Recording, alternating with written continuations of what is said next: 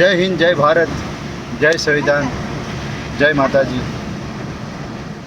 મિત્રો, હમણાં 2-4 દિવસથી આપણે યુટ્યુબ ચેનલની અંદર ઘણી જગ્યાએ જોઈ રહ્યા છીએ કે કોટડા સાંગણી તાલુકા પોલીસ સ્ટેશનની અંદર એમ કહેવાય છે કે મનસુખ રાઠોડ ઉપર જે પોલીસ કેસ થયેલો છે, જે ખોટી ફરિયાદ થયેલી છે બળાત્કારની, એના વિશે વાત કરીએ તો મિત્રો, આપણે એ બેનના પણ ઘણી જગ્યાએ રેકોર્ડિંગ સાંભળેલા છે. બેન બેફામ બોલતા હોય છે, એનાથી પણ આપણને કાંઈ મતલબ નથી. પણ જે આ ભારતનું તંત્ર છે, એ તંત્રને મારી નમ્ર વિનંતી, પોલીસ સ્ટેશનને, પોલીસને મારી નમ્ર વિનંતી છે કે આની સારી રીતે તપાસ કરજો. કારણ કે મનસુખભાઈ રાઠોડ એક સંતમતનો માણસ છે અને દુનિયાના લોકો દેવી દેવસ્થાનને પૂજનારા છે. એમની પણ એક મારી નમ્ર વિનંતી છે કે તમને પણ એવું કદાચ લાગ્યું હોય કે માતાજી વિશે મનસુખભાઈ કાપે છે ને એવી કટકતી કરે છે ને બોલે છે, તો મિત્રો એ બોલતા નથી. જો તમને જ એક વાત કરીએ કે તમે તમારી વાત કોઈને કહો તો કોક તો શું કહેવાનું. આપણે જે માનીએ છીએ, મનસુખભાઈ ખુદ પણ નથી કહેતા કે જે તમે તમારી જેવા વિચાર હશે એવું તમારામાં થશે. આ એક સાયન્સ પણ છે કે જેવું તમે શ્રદ્ધા રાખશો એવી જ રીતે થશે. પછી માતાજી ઉપર હોય અને મહારાણા પ્રતાપ પણ કોઈને નમતા નહોતા, માત્ર એકલિંગજી મહાદેવને નમતા હતા. એમનો પણ એક ધારો હતો, મનસુખભાઈનો પણ એક ધારો છે કે એમના ગુરુજીને જ નમે છે. તો મિત્રો, એમાં આપણે કંઈ ખોટું લગાડવા જેવી બાબત નથી. અને બીજી વસ્તુ એ કે આ પોલીસ કેસ પણ જે થયેલો છે એ પણ સાચો કે ખોટો એ વસ્તુ ત્યારે ખબર પડશે કે જ્યારે એક પોલીસ એની દેહ તક જશે અને એને બધા જ જેટલા આમાં સંડવાયેલા માણસો છે બધાને પણ છે ને આની અંદરથી કંઈક નવું જાણવા મળશે. મારી પોલીસ તંત્ર એવી નમ્ર વિનંતી છે કે તમે મહેરબાની કરી અને આની જડ ઉધી જજો. મનસુખભાઈ કોઈ દિવસ આવું વિચારી પણ ન શકે. મનસુખભાઈ રાઠોડ એક સાચા દિલનો માણસ છે અને સત્ય બોલે છે. સત્ય હંમેશા કડવું છે અને કડવું એ માણસને ગમતું નથી.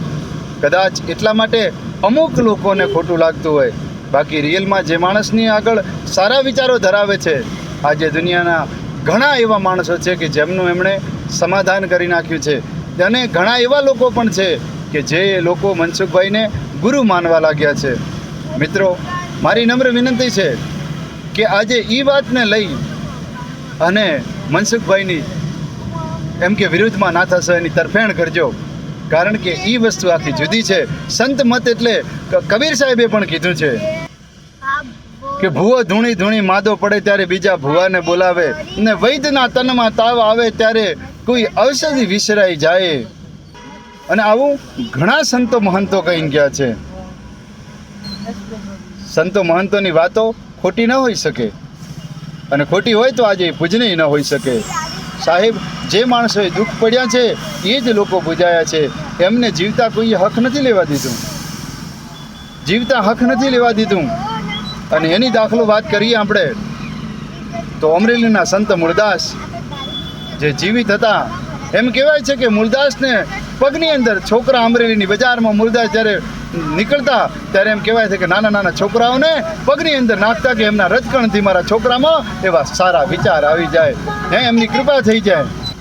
અને ઈના સંત મૂળદાસને એમ કહેવાય છે કે ઈના લોકોએ જૂતાના હાર પહેરાવી દીધા હતા. એટલે મિત્રો, આ વસ્તુ જીવતા માણસોને જે સારા કાર્ય કરે એની ઉપર આ તકલીફ તો હોય જ. વિરોધ કનો થાય? સત્યનો વિરોધ હોય, વિરોધ સત્યનો હોય. કદાચ રામની સામે રાવણે વિરોધ ન કર્યો હોત તો રામનું કોઈ મહત્વ ન હોત. ભગવાન રામ જો રાવણને મારી અને એમ કહેવાય છે કે એની પૂરી લંકાને એમ કહેવાય છે કે સંહાર ન કર્યો હોત તો એ કદાચ રામનું મહત્વ ન રહ્યું હોત. કૃષ્ણ ભગવાને ભગવદ્ ગીતા ન કહી હોત તો એમનું કોઈ મહત્વ ન રહ્યું હોત. કૌરવો પાંડવોના યુદ્ધ તમે જો, બધું જ જે લોકોએ જ્યારે એ સમયે એમને દુઃખ ઘણાય પડ્યા હશે, યુદ્ધો કરવા પડ્યા છે. વિદ્રોહ તો ત્યારે પણ હતો, વિદ્રોહ આજે પણ છે. એટલે મિત્રો, જો મારી વાત સારી લાગી હોય તો વિડીયોને શેર કરજો. અને મારી હાથ જોડી અને નમ્ર વિનંતી છે કે કાનૂન પોતાનું કામ સારી રીતે જ કરે છે અને સારી રીતે જ કરશે, પણ આ કેસની અંદર થોડું જડ સુધી જવાની જરૂર છે. એટલા માટે અમારી નમ્ર વિનંતી છે કે ભારતના નાગરિક તરીકે મેં આ જે વિડીયો બનાવ્યો છે એ મનસુખભાઈના સમર્થન માટે બનાવેલો છે. જય હિન્દ, જય ભારત, નમો બુદ્ધાય, જય માતાજી.